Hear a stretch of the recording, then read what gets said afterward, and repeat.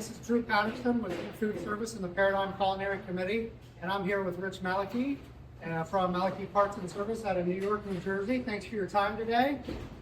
What we really wanted to do is take a deep dive a little bit into the service world and the service aspect, how it relates to what we do on the culinary side. So I want to start with your company, Malachy Parts and Service. But one of your slogans is Malachy Cares, and if you ever watch any of your social medias, which I highly recommend, it's all about people. So can you tell me why people are so important to your business? So obviously, the tagline said Malachy Cares. It's critical to what we're doing. So we're a family business, and as we build, for me, the most important ingredient is people. We can sit here and say, oh, well, we're the best. That's great. In a market that's so saturated, like many markets, we're all driving around with parts, and we're all certified for this day, these different things. The big differentiator for me is always going to be the people. When you call up and you get a smile on our guy Ruth's face, and a smile on Geraldine, our service manager's face, and you get to see some of our technicians in the field that are living the mantra, gave me this here to say, which one to do. And so one of those things is doing the right thing is doing the right thing. So that's the kind of the mantra that we're living in the whole mentality and training it. People, we could stand, we could go to new heights, That's awesome. And you briefly mentioned in there you're a family-owned business. You started working with your dad years ago, right? I did. And then you and your sister bought it in like 2017, and it just keeps growing, right? That's outstanding, because that's not an easy thing to be, a family-owned business these days. There's some pride behind that, right? There's a lot of pride, being a second generation. I mean, pressure. I know a lot of people, I don't know the statistics offhand, but a lot of second generation businesses go out of business in 4 years. And so for me, there's definitely a lot of pride. I have a lot of responsibility to make sure that I carry on, not let him down, my mother down, my team down. So every day I wake up, it's like I live in my mom. When he used to get up all that morning, he would wake up for him, go to say Samantha, and then call him and say Richard. So we all get up and go to work with people, so we gotta make sure we show up on time. That's awesome, because people are counting on it, right? These businesses are going in, they don't run it without you. Correct. Yeah, so what are some of the trends right now you're seeing in the food world? From an end user perspective, I would say combi ovens are definitely taking over the world by storm, and I think that the training perspective from that side of the fence, right? I mean, when it's getting sold and when we're getting in there, we all have to kind of do a better job, I think, training the end user customer, because what we're seeing on a high level is improper installations, and that might just come from the fact that they want to use their guy. They shouldn't use Have a guy. Yeah, I know a guy. They're from Jersey, right? Everybody got a guy in Jersey, right? But it's really something. Don't cut corners. So we have to do a little better job training the user customer, from the installations, to not just how to use it, because I think they're probably the here today, okay? But then the maintenance part. We are seeing such abuse on chicken grease down drains.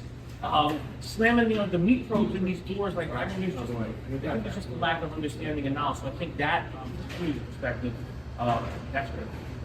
Yeah, and one of the things we do, which is, and I can say is very critical, they make, to your point, they understand how to use the combi oven, but do they know all the features, and do they know how to keep it running for years and years to come? So that's one of the benefits that we bring to the table is we come out, we'll do these combi 101s and even do a deeper dive a little bit. Maybe once they get used to it, then we'll go back out and kind of retrain them a little bit.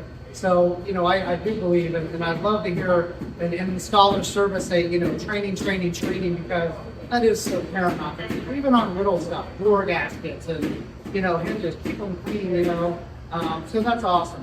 What kind of role does PMs play?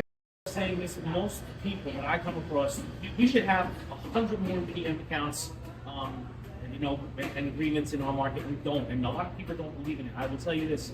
When you buy a Mercedes-Benz, when you buy a Conflict, when you buy one of these high-end ovens, it's the same thing. You don't drive it for 50,000 miles and you decide to change the oil. You're going to have broke down 20,000 miles, right? So you need to really understand the importance of this oil.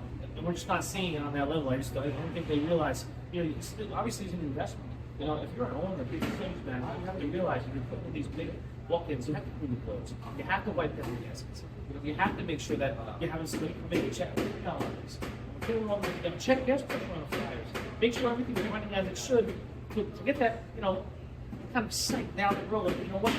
You can take me further now so you can put out right now. Certain things. So, to the world watching, to the end users, to everyone, we need to talk more about the maintenance department because when we sell this equipment, they just think it's going to run forever. No problem. Why you spend $30,000 on it? You got to take care of your car. You got to take care of your body. You got to take care of your food. And I think it's important also to have not a guy take care of it. Have somebody who understands the equipment and understand what it takes to keep it running. Facilities really, as busy as they are today, they don't have really clean coils on everything. But there are service experts out there who offer that and that are doing it right, documenting it, and really helping with the extended warranty and the lifeline of that product. So I think it is very, very important to do that. So so I mentioned you're in Newark, New Jersey, right? And you're in New York. I know you're in some of the smallest kitchens in the world. Not like this, multi-level, small kitchen. What's one of the craziest installs we had? Yeah, well, one does come to mind. So we were in a hotel, and we were saying, okay, a hotel is, it can't be too bad. We're going to be in a hotel, and we're getting kind of big. So we got to this hotel, and this was kind of downtown Manhattan, and we were installing a large house. This thing had to go downstairs. I don't even know. I mean, I don't think they were so small, and they were spiraling down. So we had to take doors off, we had to take panels off. It was incredible. It took us 20 minutes. The first part of the day was just getting it down there. That was 8 hours. It took 8 hours to get this thing into this kitchen, and then the kitchen was the size of like a closet. Yeah, and it's unbelievable too. Kudos to the chefs and the cooks and everybody that pumps out hundreds and hundreds of millions of hours out of these small spaces. So that was really a challenge, but we did it. That's awesome. Well, again, I really want to thank you for your time, but I want to reiterate, there's such a key component between the end user, the culinary side, and the service and install side, and it really is two pieces. Like you're doing the install, that's great, and making sure everything's ready to go, everything's plumbed right, perfect for them. But then you're also taking care of the equipment, and more than that, taking care of their investment. And they are large pieces of equipment, are big investments, and you can help extend the life of that and really give them what they need. So awesome! I appreciate it. Appreciate it. Thank you so much. And remember, Paradigm Culinary is your recipe for success.